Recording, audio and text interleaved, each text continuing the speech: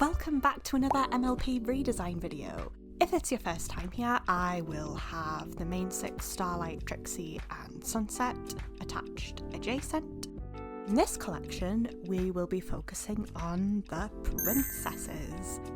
Like all redesign videos, these are my interpretations, and unfortunately there is a lot of hatred that goes around, especially on TikTok and Instagram, regarding MLP redesigns, particularly human redesigns.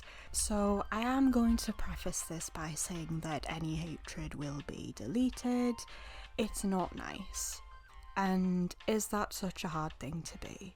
The girls that get it, and if you don't, then you don't get it. You just don't get it. You're the one who doesn't get it, Cozy. Anyone who's that quick to devalue human creativity never really cared that much for it to begin with. I'm sorry I couldn't teach you that. On a lighter note, I wanted to shout out Gator Goat Johnny because MLP Reanimated is coming out very soon, or it will be out by the time this goes up, and I am a fellow animator on that project. And you may or may not see some of my redesigns in it as well. Before we get into the princesses, I have a quick update for Trixie. In my first design for her, I sort of made it up as I went along for the sake of doing Trixie with her besties Starlight and Sunset. Not really for having a true idea of what I wanted her to look like, but recently I saw a girl on my high street with platinum blonde / purplish blonde box braids, and I instantly thought it would be perfect for Trixie, so I decided to update my design.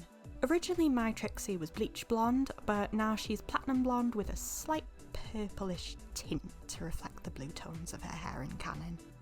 When drawing the braids, I used a similar method to Rarity's hair, just with braids.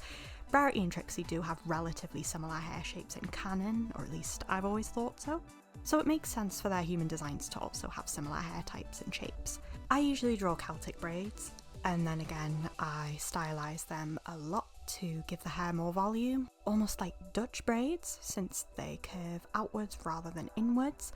Obviously that technique wouldn't particularly work with box braids, so I used a similar technique to how I drew Rarity's hair, just drawing the beads and the braid textures on top. You can interpret as either a simplification of the shapes or a literal illustration of most of the braids actually being untied. I kept the natural black colour of her roots in just to add a layer of realism, also because the girl who I was inspired by actually only had the tips of her hair dyed, but for Trixie it made more sense to fill it closer to the top to reflect the colour of her canon hair. For her outfit, I kept it as her magician attire as it just makes sense for Trixie, but I added a few more yellow tones to balance everything out. For the beads, I made them yellow as well. I don't particularly like the colour yellow though, so I made it more of a buttermilk leaning orange shade. Also made the sleeves more flowy to reflect whimsy goth conventions. For her eyes, I felt as though there wasn't enough attention being drawn to them, so I added some glittery eyeshadow which fits her starry aesthetic and works within the context of her magic shows so she can stand out with her stage presence. To bring more attention, I was inspired by gyro conventions to do an enhanced white waterline to furtherly intensify the presence of her eyes. For eye colours, I've kept them relatively similar to their canon designs throughout, just modified the shade to fit the palette slightly. Just want to point out that I have been loving doing coloured line art with black on the outer lines only. It really makes the character stand out. Her biographical info mostly stays the same to my original design for her, except I changed her creed to agnostic leaning pagan as opposed to atheist, due to the witchy / whimsy goth elements in her design. Maybe Starlight introduced her to spirituality when they became friends. Coming into the princesses now, we have Cadence in shining armour. Instantly, I knew I wanted Cadence to look like Cat Valentine ever since I saw a cover of This Day aria where the singer bears a similar resemblance to Cat Valentine in the Cadence parts. I have always imagined Cadence's human version to look like Ariana Grande. During the chrysalis parts, the singer in the aforementioned cover actually resembled Jade West, and because of that, I imagine Chrysalis to look something like her. Either way, Ariana Grande is half Italian, which works out well for Cadence since the name Mi Amore Cadenza comes from an influence of Spanish, Latin, and Italian. I suppose then you could connect the Crystal Empire to the Roman Empire. All roads really do lead to Rome. Of course, I had to do Shining Armour as well. Since I'd already done Twilight, I used her as a reference. Didn't put much thought into him really, it's Cadence who's the main attraction here. I imagined Shining Armour to look a little bit like Prince Naveen initially, but he did stray a little bit from him. For his hair, I decided to give him the effect you get when hair that has been dyed black gets a sort of bluish tint to it. I imagine his natural hair colour would just be a really, really, really dark brown. For his outfit, I essentially just referenced his formal attire but changed it to a more darker, velvety tone and made it more of a cool fuchsia in contrast with Cadence's warm tones. For Cadence's hair, I kept it similar to how it is in canon since the shape is perfect already, and I kept the dark red of Kat's hair to reflect Cadence's pink streaks, but also incorporated blonde highlights to represent the yellow. I chose not to include the purple to avoid overcrowding, but did pass it onto her dress, as well as the pastel pink of her coat. A lot of fans mention the randomness of Cadence's colour palette as it doesn't particularly reflect love, but to that I say that her palette is actually meant to reflect the sunset, as she was the third princess after Celestia and Luna, which makes sense for her being the midpoint between the two, so I tried to incorporate that onto her skirt to reflect this imagery. I knew I wanted to give her something tight-ish, but flowy towards the end, just to give it that curvature that is associated with more motherly body types. Motherhood is a huge component of Cadence's characterization, so I wanted to incorporate it visually. Obviously after you give birth, your stomach doesn't fully deflate instantly, but just in general your stomach does have some sort of padding on top of it to protect your uterus. It's not fully flat like some artists believe it is. So I always want to embrace these elements in my work. Cadence canonically wears gold jewellery, but I changed it to rose gold to match her warmer palette, as well as a contrast to Celestia, who will wear actual gold, and then Luna can have silver. Canonically, Cadence's name is spelt Cadence with an A, which never really made sense to me since Cadence has proven to be a very strong singer, and also the deceptive Cadence imagery in A Canterlot Wedding. I suppose you could allude to how she makes ponies' hearts dance with her love magic, but I prefer the music imagery, so in my headcanon, Cadence is spelt with an E. Biographically, she is pansexual to allow her character to be a vessel for love in all its forms. Shining Armour is probably straight. My gaydar isn't really getting much from him, he gives off strong hetero vibes to me. Both Cadence and Shining Armour are Roman Catholic, as it is the most common religion in both Mexico and Italy, so it works out well.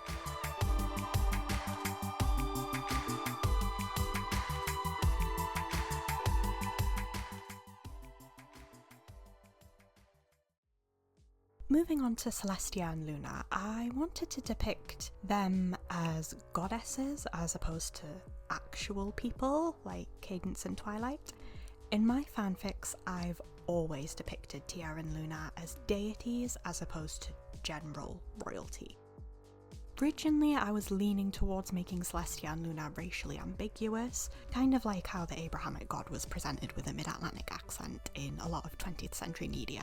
Because what I wanted to do was have Celestia and Luna represent every woman, both being ethnically mixed across the circumference of the world, but I did eventually decide to have Luna have more prominent Eurasian genes, and then Celestia on the contrary has the Afro-Latina genes. When designing Luna, I did have Balkan and Middle Eastern heritage more prominently in mind for her. For her dress, I wanted it to be quite warm and wintry, obviously due to the nighttime being generally colder, hence the addition of the gloves as well. For the top of her cape, I was originally going to make it a bat wing, like her royal guards, but it was too stark of a contrast in regards to the shape language, so I went with a softer raven wing.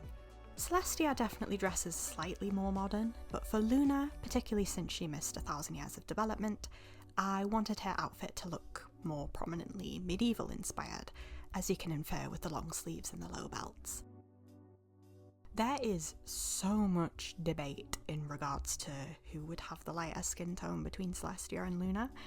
Both arguments are equally valid in terms of basing skin tone off of the light or darkness of their respective skies or their fur colours. On the contrary, in my book, I do follow the logic of Celestia having a naturally darker skin tone due to it making sense from a biological perspective. Dark skin withstands the sun better. I suppose I may have taken a little bit of influence from Milky Way and the Galaxy Girls, just a little bit. For Luna's hair, I've essentially just drawn it the way I usually stylize it. If you've seen my art in audio dramas, I usually draw Luna's hair in a very specific way with additional colours in order to display a galactic illusion. So I've kept those for these designs as I want Tia and Luna to stand out as divine beings.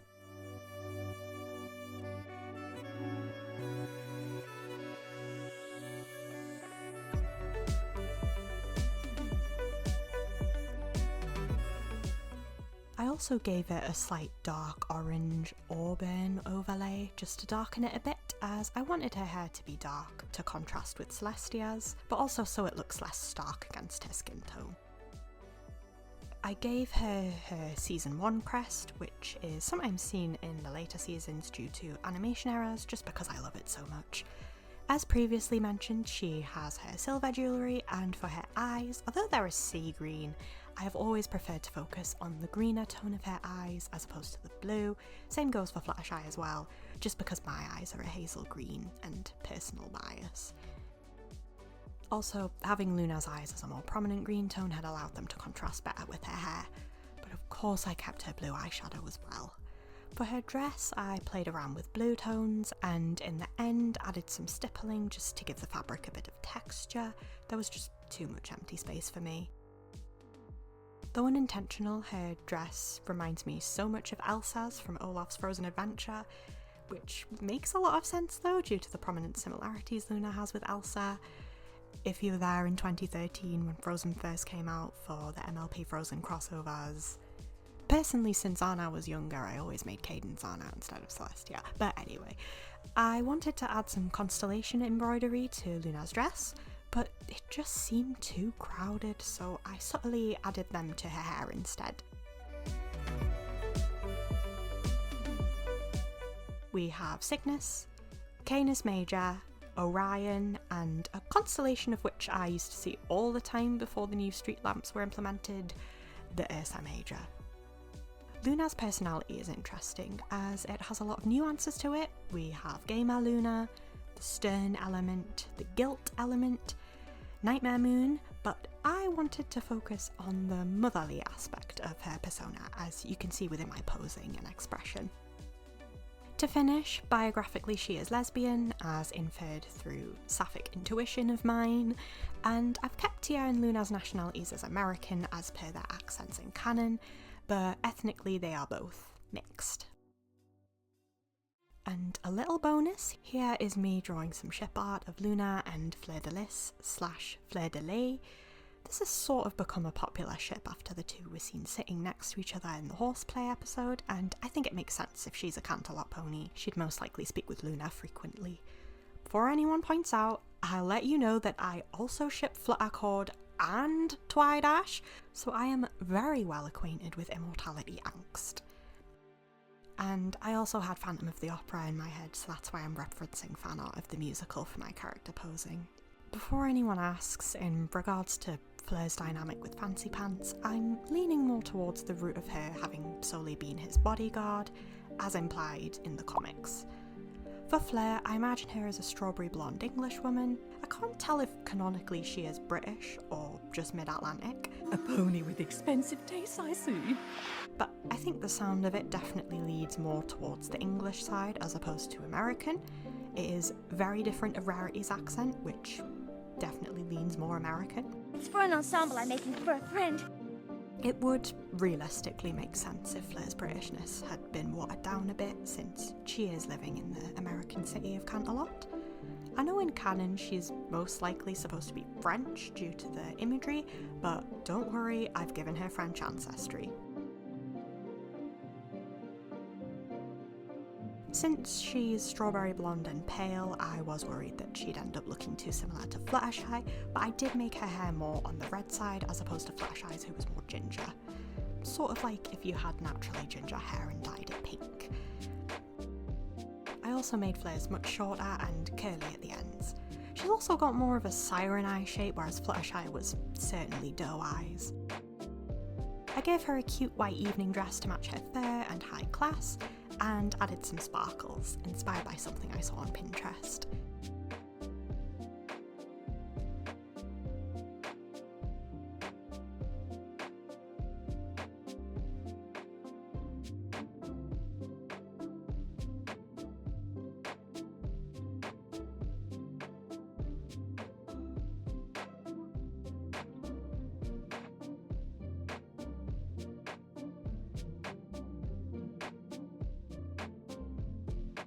Due to some interpretations of Celestia depicting her with pink hair, I was worried that people would assume my drawing depicts Celestia and Luna, so I added a Fleur de Lis necklace so people would know for certain that it is Fleur.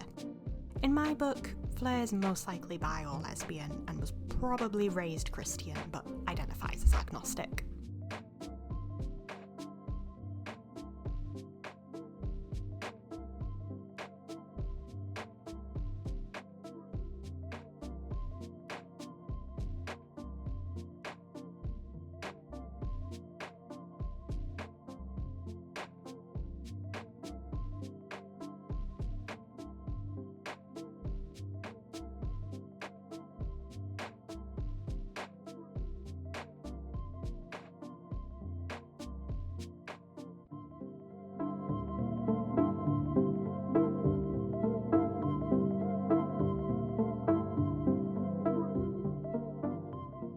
Finally, we have Celestia. So for her character, I have decided to make her Afro-Latina, whereas with Luna, obviously the Eurasian genetics were more prominent in her. To contrast with Luna, Celestia's dress is more summery to reflect her work within the sun, and slightly more modern in terms of its shape. It's more like an evening dress as opposed to Luna's medieval influenced attire. Celestia has gloves as well to fill up some of the negative space left on her arms, but are much thinner and more translucent than Luna's in order to keep the summery imagery. She also has wings at the collar of her cape, I'd say more so dove wings as they represent peace and hope in contrast with Luna's. I kept Celestia's clothes very white and pink to reflect her coat. Whether Celestia is actually a really light pink is a personal choice, but since it's technically in her digital colour palette and some early merchandise, I have chosen to use a lot of pink, and to contrast with Luna's blue tones. Obviously in audio dramas I draw Luna's hair as a galaxy, but with Celestia I tend to take influence from the Northern Lights when drawing her mane, so I've done that here as well. I've added some yellow highlights into it in order to more prominently depict elements of sunlight, as well as intensified the pink tones, as I do like to follow the headcanon that her hair was naturally pink before taking over the duty of the sun and the moon together, which gave it the blue and green tones, popularised by that One Lullaby for a Princess animation. People have also attributed Celestia's hair to resembling the dawn sky, which I can definitely see when looking at her design. In my final render, because of the white highlights, it did end up resembling the Earth when it's viewed from space, which I think also works out so perfectly. Originally I wanted to keep Celestia's original crown, but then I saw depictions of her with a stylized spiked halo headpiece, so I wanted to do that too. I included little simplified sun designs which did sort of end up resembling the Eightfold Path, but observe, 7 points. Because of the shape of it, she did end up looking a little bit like Lady Liberty at the end, which is actually perfect since Equestria is supposed to be modelled off the USA, and the Statue of Liberty being a symbol of it and Celestia being a symbol of Equestria, it just matches so well. Part of your contract when you get drawn by me is that you get glitter on the inner corners of your eyes, but with Celestia I've put glitter all over her body, as I've seen some other artists do this. Note how it's gold glitter to reflect the sun as opposed to the usual white glitter I tend to use. Albinism on her lashes, as well as influenced from some other redesigns I've seen of her, gave a nice contrast to her purple eyes. I also added an extra bangle to her arm as an allusion to some designs that give Celestia armour in reference to the Solar Empire or the Sombra War. She's also got a necklace and an extra belt with orbs on it just to fill in the empty spaces.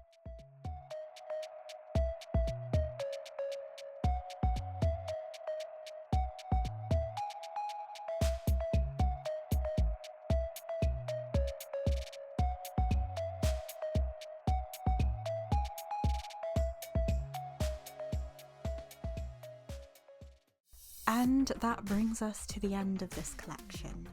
Thank you so kindly for watching and listening. I'll see you all very soon, and good night.